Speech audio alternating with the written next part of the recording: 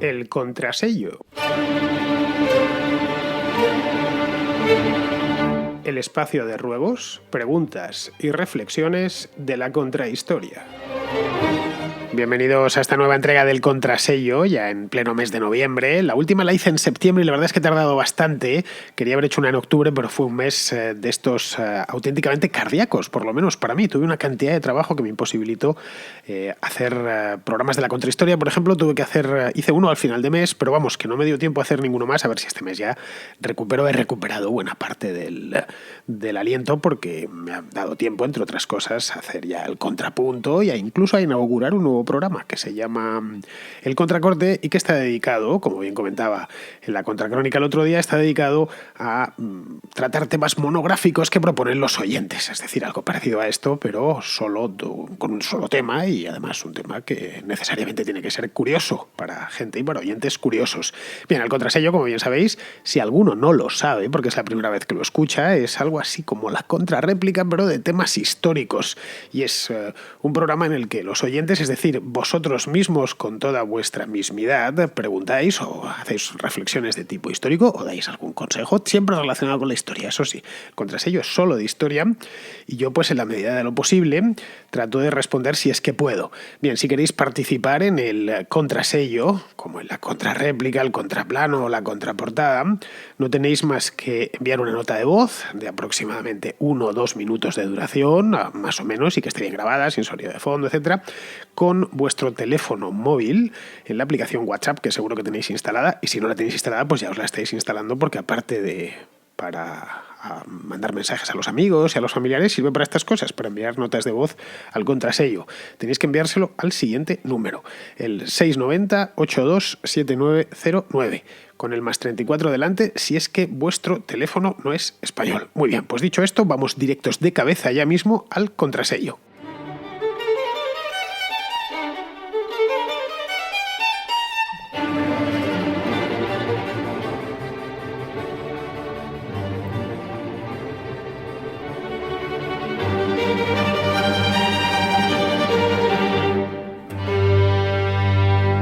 Empezamos esta edición con Bernardo, que es un oyente de Valencia, que tiene un par de sugerencias. Vamos a escuchar las dos seguidas, porque además ha sido Bernardo especialmente breve. Ha ido, como suele decirse, directo al grano. Quería hacerte un par de sugerencias para la contracrónica.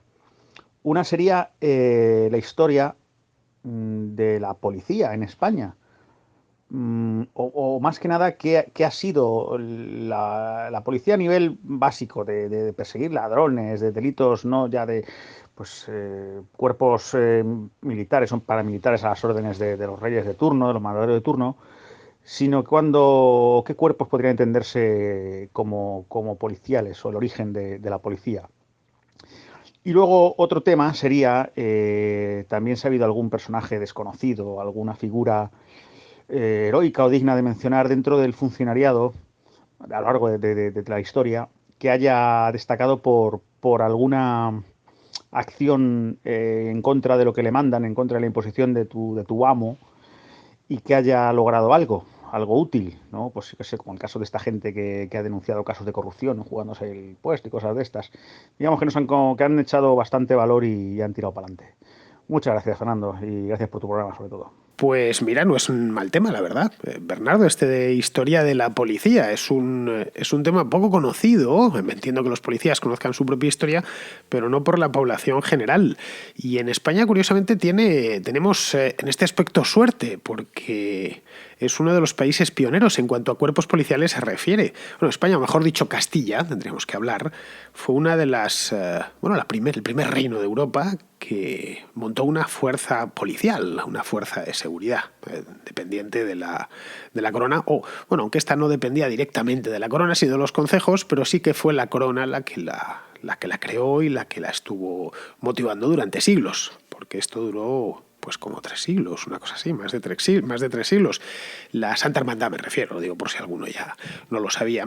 La Santa Hermandad se creó en la Corona de Castilla, lo creó Isabel la Católica, poco después de llegar al trono, en el año 1476. Y la Santa Hermandad estaba compuesta por grupos de vigilantes de aldeanos.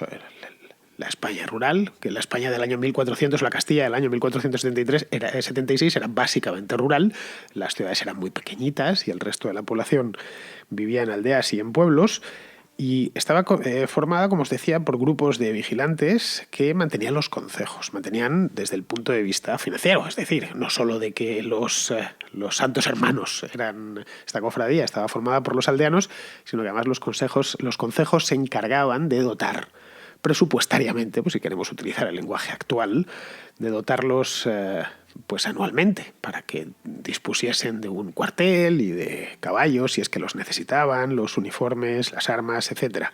Bien, hasta esto me diréis, ¿por qué? ¿Y por qué hicieron esto? ¿Quién se hacía cargo de los caminos hasta ese momento? Pues hasta ese momento había pequeñas hermandades sueltas en distintas comarcas, pero no había una cosa montada en todo el reino. Y es porque los caminos siempre han sido inseguros. Hoy nos parece normal viajar de, qué sé yo, de Valencia a Barcelona o de La Coruña a Bilbao y que no nos pase nada. Pero esto no siempre fue así. Hasta tiempos no muy lejanos, adentrarse en los caminos del reino era algo francamente arriesgado. Estaban infestados de bandidos que asaltaban a los viajantes. Y la Santa Hermandad nació precisamente para eso. Ya existían cofradías previas, tanto en Castilla como en Aragón, pero fue esta idea de Isabel la Católica la que lo extendió a nivel nacional, de nuevo abusando del lenguaje actual que no se utilizaba ni mucho menos en el siglo XV, ¿no? Y se dedicaban a eso, a vigilar los alrededores de los pueblos, los caminos que conducían a los pueblos y, por supuesto, perseguir y castigar a los criminales. Claro que estos de la Santa Hermandad no siempre llegaban a tiempo. De hecho, si nos atenemos a la sabiduría popular, solían llegar tarde. De ahí el dicho, a buenas horas, mangas verdes, que habréis escuchado muchas veces. Cuando llegas tarde a algo y te dice el otro, pues nada, macho, a buenas horas, mangas verdes. Esto proviene de la Santa Hermandad.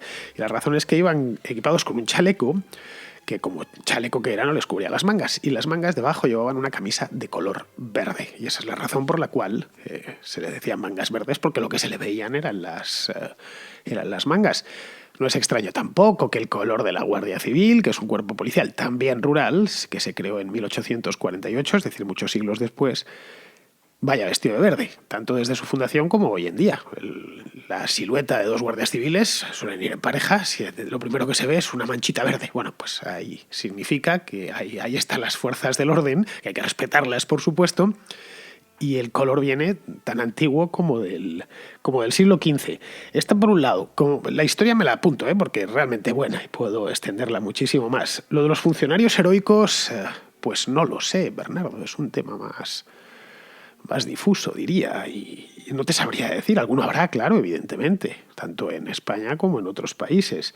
Pero bueno, ya sabes que el funcionariado no es un lugar propicio para heroicidades. Es un lugar donde la gente suele ir a llevar una vida tranquila y limitando bastante los riesgos. Y si cuidas mucho los riesgos, no te conviertes en un héroe, eso te lo aseguro. Pero evidentemente sí, alguno a lo largo de la historia siempre ha habido. Más en el lado, pues sí, de la policía, por ejemplo, o del ejército. Pero bueno, vamos a seguir. Vamos ahora con Vicente, que es un oyente de Alicante, que tiene también una sugerencia. Esta consulta va para la contrahistoria. Me gustaría que hicieras una comparativa sobre un régimen también iluminado comunista como fue los Gemeres Rojos y su paralelo actual con la Corea del Norte.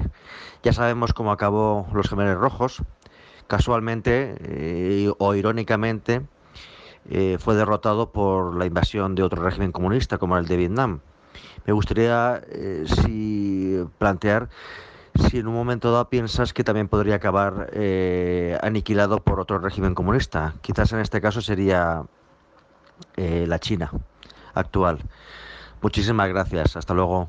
Bueno, Vicente, este es un temazo que en un libro que escribí hace ya unos años, titulado La historia criminal del comunismo, lo traté, le dediqué un capítulo bastante largo, por cierto, al tema de los Gemeres Rojos y de Pol Pot. Y este fue un régimen desconcertante. Es muy reciente, estamos hablando de la segunda mitad de los años 70. Y es la historia del asesinato implacable y sistemático de la población local por parte del gobierno. Sin distinciones, además, mataban a todo el mundo. El régimen de los Gemeres Rojos, en Camboya, os lo coloco geográficamente, duró muy poquito, duró solo 4 años, fue del año 75 al 79, y el gobierno liquidó a un cuarto de la población, al 25% de la población, es decir, aproximadamente la población de entonces de Camboya, unos 2 millones de personas. Ha sido el mayor genocidio, en términos relativos, obviamente, de toda la historia de la humanidad. La idea de este hombre, de Pol Pot, que era el líder de los Khmeres Rojos, un auténtico demente por lo demás, era reinventarse desde cero el país. Empezó cambiándole el nombre, como siempre sucede con todos los tiranos. Camboya pasó a llamarse Kampuchea Democrática, y luego ya, una vez hecho eso, pues pasó a liquidar concienzudamente a categorías enteras de la población. Empezó por los burgueses, como era previsible, él era un comunista radical de tipo maoísta, y terminó matando a todos los que se cruzaban delante de su camino. Terminó matando a los que llevaban gafas. Cualquiera que tuviese lentes, que ya fuese porque había nacido con la vista defectuosa o porque tenía cierta edad. A partir de cierta edad todos nos tenemos que poner gafas, aunque sea porque se nos cansa la vista. Bueno, pues todos los que llevaban gafas en la Camboya del año 77 o 78 fueron pasados por el fusil, que los mataron o directamente muertos de hambre. La mayor parte de ellos murió de hambre y de enfermedades. Diréis, ¿por qué mataban a los que llevaban gafas? Bueno, pues porque entendían los Khmeres Rojos que era por lo demás un ejército prácticamente infantil los que servían a Pol Pot. Entendían que eran intelectuales, era gente que sabía leer. Asociaban que el llevar gafas era pues haber abusado de la lectura y por lo tanto era gente cosmopolita. En todas las tiranías comunistas el cosmopolitismo ha sido un delito pagado de manera muy seria.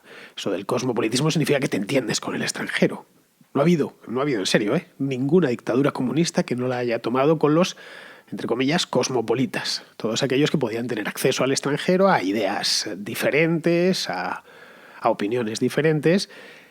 Y claro que mayor síntoma de cosmopolitismo que llevar gafas. Significaba que tenías acceso a la literatura o que habías tenido en el pasado acceso a la literatura y por lo tanto eras un tipo peligroso. En fin, que la escabechina fue de tal grado que cuando algo se filtraba hacia Occidente, estamos hablando de los años 70, existía la televisión, el cine, todo era un mundo muy, muy parecido al nuestro actual. Algo se filtraba hasta Occidente y llegaba hasta aquí, pues no se lo terminaban de creer. Decían, bueno, sabemos que Mao hace barbaridades en China o los soviéticos, pero con este extremo de besanía no se había visto nunca, ¿no? Bien, pues la pesadilla terminó en el año 79 porque Vietnam invadió Camboya, el ejército vietnamita. Pero no tanto para acabar con la matanza, sino por la rivalidad que existía entonces entre la Unión Soviética y la China popular. Es decir, la Kampuchea de Pol Pot era pro-China y Vietnam era pro-soviético. Los chinos y los soviéticos rompieron a principios de los 60 y tuvieron, pues casi hasta el final de la época comunista, tuvieron una rivalidad creciente. Luego ya los vietnamitas, una vez ocuparon Camboya, que era un país más pequeño y menos poblado, lo había dejado Pol Pot auténticamente en los huesos, pues ocuparon aquel país durante 10 años, hasta el 89, y luego ya posteriormente, con la caída del muro y demás, Camboya pasó a estar administrada por la ONU, con una organización especial. Y luego, poco después, no sé si un par de años después, se reinstauró la monarquía, que es como siguen ahora. Camboya tiene, como Tailandia, tiene un rey. En fin, que esta es una historia muy buena, buenísima. Gracias por acercárnosla, Vicente. Digna de una contrahistoria, por supuesto. Pero vamos, no creo que tenga paralelismos. Da para contar la historia de los Khmeres Rojos y de Pol Pot y del genocidio camboyano, pero no creo que no creo que sirva, no creo que encaje. Sinceramente te lo digo, Vicente. El caso actual de China con Corea del Norte, al de que se pueda comparar al de la Kampuchea Democrática con Vietnam. ¿Por qué? Pues porque ya lo he dicho. Porque Vietnam invadió Camboya, sí, es cierto, la invadió, pero no por el genocidio, ni por ser una dictadura espantosa, que Vietnam también lo era, sino por una cuestión política. Y luego además hay diferencias de calado, ¿no? El régimen de Kim Jong-un, que es él mismo y su régimen son abyectos, pero caray, no al nivel del de Pol Pot, que ha sido pues probablemente el mayor asesino de la historia.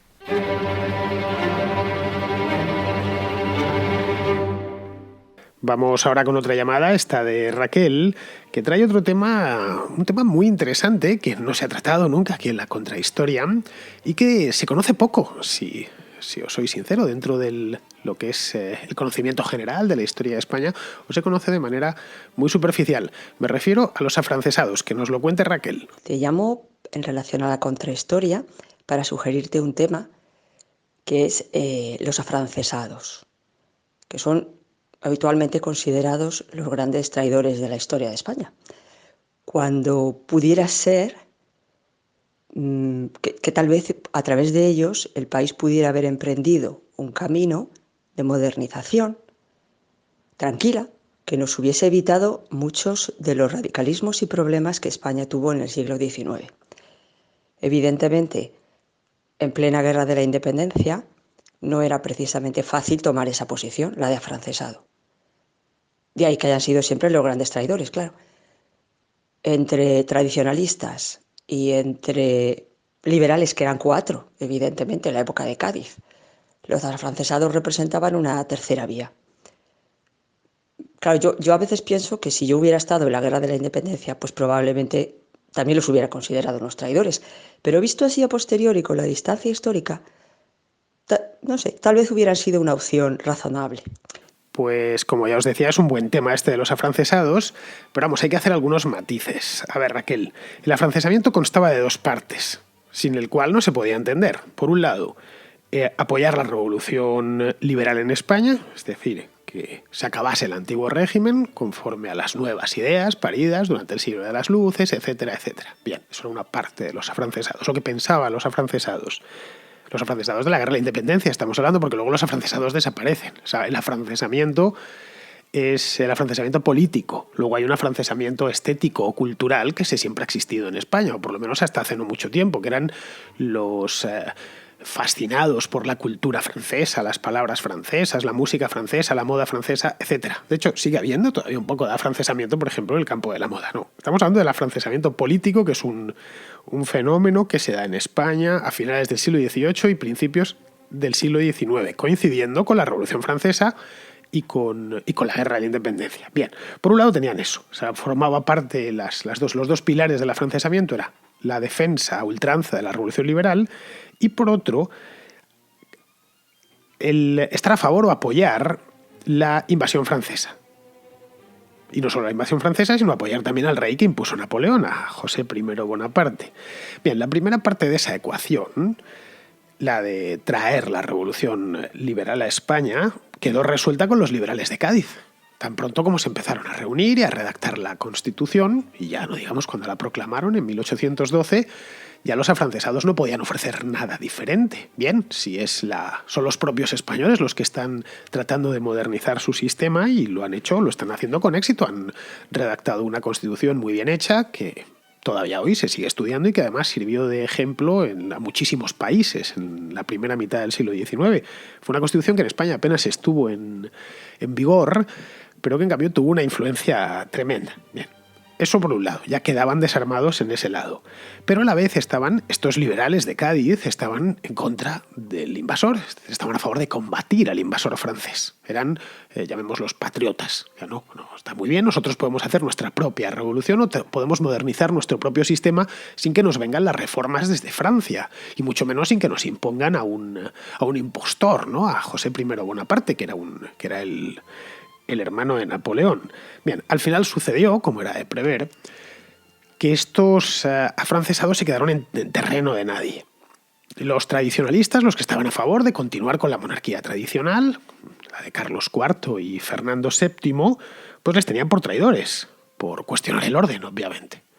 Y luego los liberales españoles les tenían también por traidores por dar apoyo a Napoleón y a todas las barbaridades y los horrores que desató dentro de España la Guerra de la Independencia.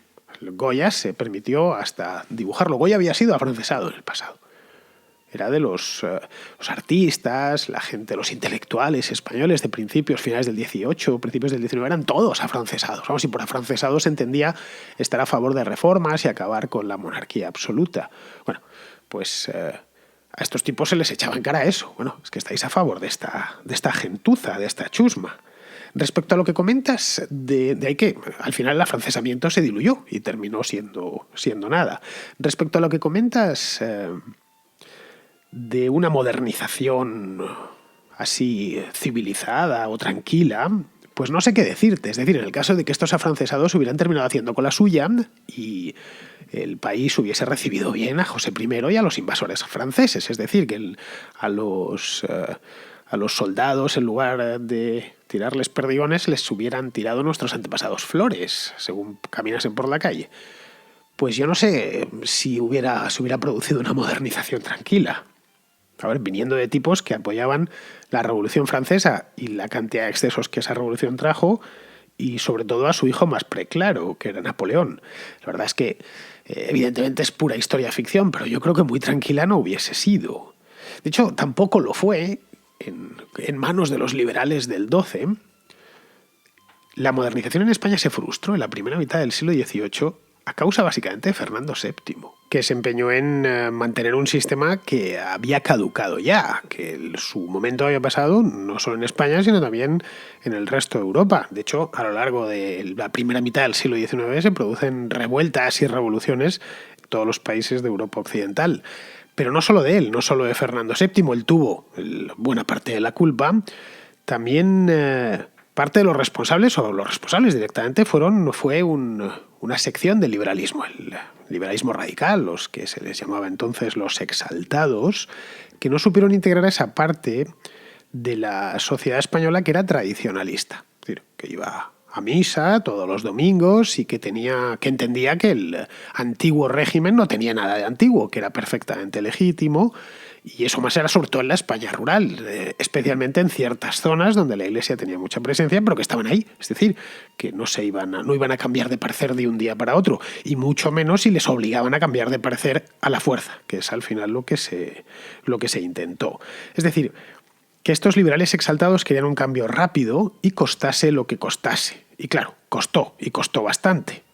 Costó en concreto 3 guerras civiles y muchísima inestabilidad, que fue de la muerte, los problemas empiezan ya en tiempos de Fernando VII, y así hasta la llegada de la Restauración, hasta la última de las guerras carlistas ya con Alfonso XII. En fin, que hasta el último cuarto del siglo XIX la cosa no se soluciona, o por lo menos no se estabiliza. Bien, vamos ahora con Antonio, que ha escuchado la contrahistoria esta que hice hace unos meses sobre la Semana Santa y tiene un comentario al respecto. Y te mando este audio para felicitarte por la contrahistoria de 1000 años de pasión y aportar una pequeña curiosidad. Y es que en el programa comentas que Fadrique Enríquez de Rivera estableció un vía crucis desde su palacio, la casa de Pilatos, hasta una cruz, y que la distancia que separaba a ambos era la que había aproximadamente entre el pretorio de Pilatos y el Monte Calvario. Entonces, esta cruz a la que iba haciendo vía crucis es la conocida como Cruz del Campo, que en aquella época estaba retirada de las ciudades. Se puede ver en algunos grabados, en pinturas, como estaba rodeado de huertas y se ve la ciudad de Sevilla de fondo. Pues a principios del siglo XX, una empresa que actualmente sigue existiendo y tiene bastante éxito, estableció su fábrica en las cercanías de este templete, y de hecho fue el templete el que dio nombre a esta empresa, que no es ni más ni menos que la cervecera Cruz Campo. Y bueno, aunque no sea ni un Cristo ni una Virgen, en Sevilla también se le venera bastante. Pues muchas gracias, Antonio. Me alegro de que te haya gustado, y más siendo sevillano, claro, porque no sé si sabrás que tenéis la que probablemente sea la Semana Santa más famosa de España y desde luego una de las más bonitas del mundo. Bien, lo que no conocía es esa historia que me acabas de contar, te lo agradezco mucho. No sabía que Cruzcampo, la cerveza, tiene un origen, digamos, tan pío. Bueno, fue algo indirecto, y es que la cruz estaba al lado de donde ellos pusieron la fábrica. La Cruz del Campo esa existe y la he visto con mis propios ojos. Sigue pie, vamos. Es un humilladero muy sencillito, con un templete encima, y tiene una cruz en su interior. Evidentemente, cuando uno se la muestran por primera vez y te dicen, pues mira, esto es la Cruz del Campo, y el campo, y lo único que ves es una avenida ahí en mitad de Sevilla rodeada de edificios. Claro, en su momento estaba en el campo, cuando esa cruz de finales de la Edad Media, por ahí, se levantó. Ahora está en el mismo centro de Sevilla, concretamente en el barrio de Nervión, si mal no recuerdo, no muy lejos del del estadio del Sevilla, del Sánchez Pizjuán y de la estación de Santa Justa. Vamos, se puede ir andando desde cualquiera de los dos sitios y está rodeada de edificios, pues no sé, de los años 50, 60, una cosa así. Y al lado, un poquitín más adelante, vamos también andando, se puede ver la antigua fábrica de Cruzcampo, que no sé si seguirán todavía en esa fábrica fabricando cerveza, elaborando cerveza, o lo habrán llevado a otra parte. Pero vamos, el edificio sigue y se ven allí, se ve su logotipo, sus banderas. La Cruzcampo, para los que no lo sepáis, es la cerveza de Sevilla y me consta que los sevillanos la veneran mucho, especialmente cuando hace calor, que es una eventualidad que sucede bastante a menudo en Sevilla, especialmente del mes de aproximadamente el mes de febrero hasta ahora, hasta el mes de noviembre. Bien, seguimos. Tenemos más llamadas. Esta viene de Miami, es de Jairon, que tiene una propuesta de altura, de muchísima altura. La guerra de Cuba, nada menos. Me gustaría hacerte una propuesta porque además de ser patrono de la Contra, soy un ávido promotor de tu programa entre todas mis amistades aquí en Miami. Creo que es un excelente programa para saber de historia y de actualidad. Me gustaría proponerte que hicieras una contrahistoria acerca de la guerra hispano-cubano-americana, porque he tenido muchas discusiones entre amigos de que la guerra fue algo más que una simple escaramuza donde saldó la vida de muchos muertos. Creo que una vez mencionaste algo de 90.000 muertos en uno de tus podcasts. Y me gustaría aclarar algunas dudas sobre eso y aclarar de cuántas de esas víctimas fueron dadas a la reconcentración de Weyler, que creo que fue un poco antes del comienzo de la guerra en 1898. Y nada, para ver si podías hacerme ese favor, y muchas gracias por todo. Espero que sigas así. Pues es un gran tema este, Jairón. Esta es una guerra, esta de la guerra de Cuba, lo que nosotros conocemos como la guerra de Cuba en España, tiene realmente 4 nombres. En España, como ya digo, se le conoce como directamente la guerra de Cuba. La guerra de Cuba con todas sus fases. Luego, en Cuba se le conoce, como la has llamado tú, la guerra hispano-cubano-norteamericana, que también ya son ganas de ponerle un nombre tan largo, no hay manera de aprendérselo, y además va contra la economía del lenguaje. Se le gasta a uno la saliva que tiene en ese momento en la lengua solo diciéndolo de guerra hispano-cubana-norteamericana. En Puerto Rico se le conoce como guerra hispanoamericana, que es un poquitín más correcto, pero da lugar a equívocos, porque claro, hispanoamericana, que es contra todos los americanos y los hispanos, en fin, y aparte tiene nombre de banco. En España hasta hace no muchos años había un banco que se llamaba Banco Hispanoamericano, y luego en Estados Unidos como guerra hispano-estadounidense, que en este caso es bastante exacto el nombre, Spanish American War. Bueno, aunque ellos, ya sabéis, la manía que tienen de decir American, identificándolo de American solo con los Estados Unidos. Como ves, empezamos mal. Empezamos con una guerra que cada uno llama de una manera diferente. En España es uno de los grandes episodios, pues uno de los más grandes episodios de la historia contemporánea del país. Es tan importante que es imposible entender la historia de España del siglo XX sin ella. No puedes entenderla directamente. La historia del último siglo, quiero decir. La cantidad de acontecimientos que desencadenó y fueron de tal envergadura que no podemos estudiar la historia del país de los últimos 100 años sin haber estudiado antes y entendido antes la guerra de Cuba. Luego, si nos ponemos en el punto de vista cubano, pues claro, la perspectiva cambia radicalmente, aunque evidentemente esta guerra marca también el nacimiento, entre otras cosas, de la propia República de Cuba. Aún así, hubo 4 guerras, lo que llamamos guerra de Cuba como tal, fueron 4 guerras. Tenemos, por un lado, la guerra de los 10 años, que esta empezó en el año 1868 y duró 10 años hasta 1878, y que coincidió con el sexenio revolucionario en España, la época de el gobierno provisional, la monarquía de Amadeo I, la Primera República, que duró un año, y luego ya cuando la restauración borbónica, pues poco después se acaba esta primera guerra de los 10 años. Luego la llamada Guerra Chiquita, que duró un año, en 1880. Luego, posteriormente, la Guerra del 95. Y por último, la Guerra Hispano-Estadounidense. Lo que, cuando hablamos de Guerra de Cuba, muchas veces pensamos solo en la parte final. La batalla de Santiago, el hundimiento del Maine y todas estas cosas. Es decir, que la Guerra de Cuba fue un proceso histórico larguísimo, de unos 20 años. Bueno, sí, de 20 años exactos, de 30 años, de 1868 hasta 1898. Una guerra sostenida durante 30 años con algunas treguas, una cortita al principio y luego otra más larga después. La gran mortandad esta de civiles a la que te refieres se produjo en la guerra del 95. la que empieza en 1895 y que concluye o que se encadena después con la guerra hispano-estadounidense y da final al conflicto, ya en la Paz de París en 1899. Y provocó tanta mortandad entre civiles, entre la población civil en Cuba, debido a la reconcentración de Bayler, del general Valeriano Bayler, que fue una salvajada inexplicable que costó unas 200.000 vidas, una cosa tremenda. Pero vamos, en algún momento trataré esto de la guerra de Cuba porque, bueno, es un tema interesantísimo, a mí me gusta mucho, además la tengo estudiada, es decir, desde hace muchísimos años. De hecho, estaba yo pensando hace como cosa de un año en preparar un programa y no conseguí hincarle el diente.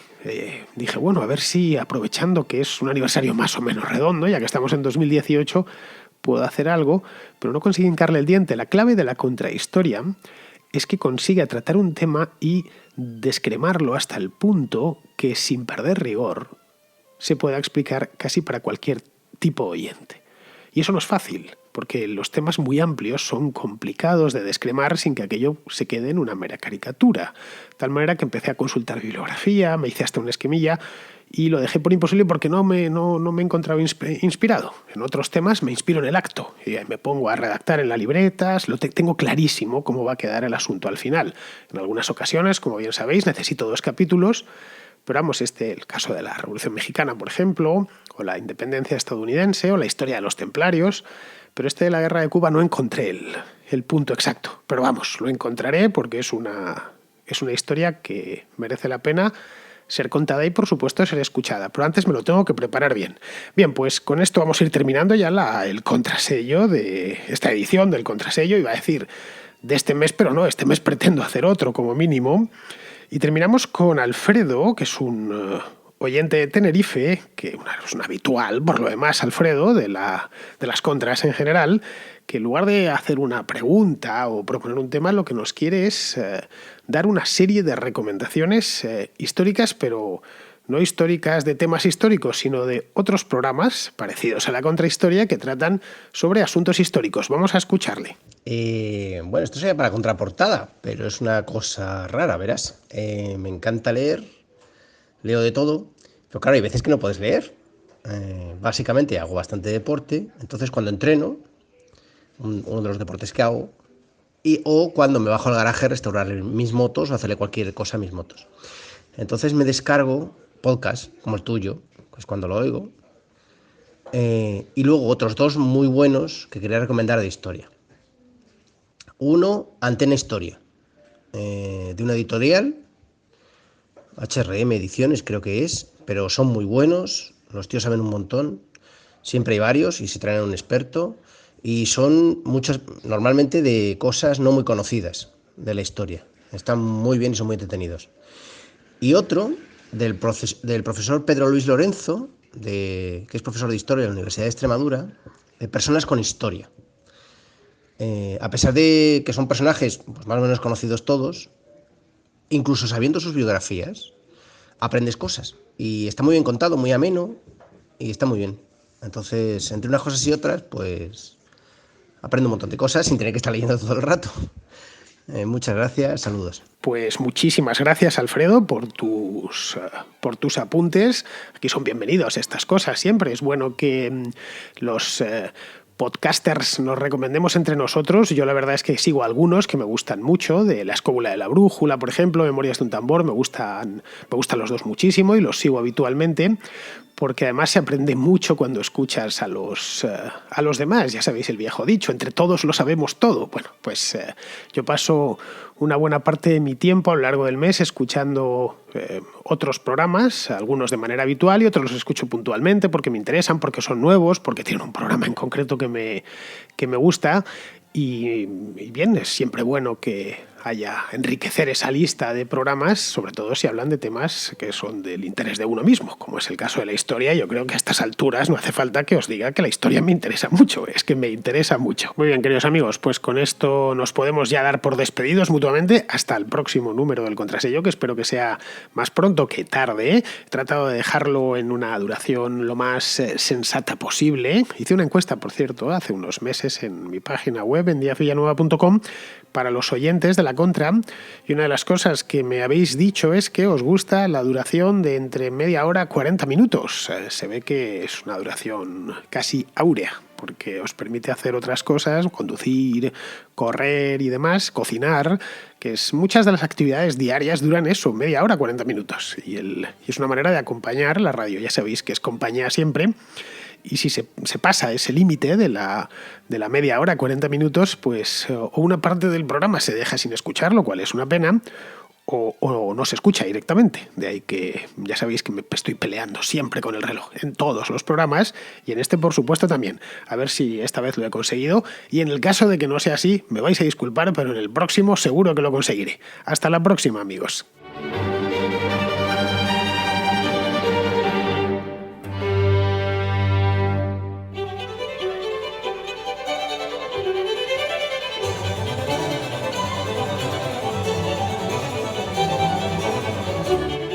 La Contracrónica y la Contrahistoria son dos programas de radio independiente que existen gracias a sus oyentes. Si te gustan, puedes patrocinarlos. Lo puedes hacer de dos maneras, a través de patreon.com/Díaz Villanueva o instalando la aplicación de iVoox en tu teléfono y pulsando la tecla Apoyar. Solo por ser patrono podrás escuchar El Contrapunto, un programa musical distinto a todos los demás. Pero, sobre todo, hazte patrón para que la Contracrónica y la Contrahistoria se sigan emitiendo por los siglos de los siglos. Amén.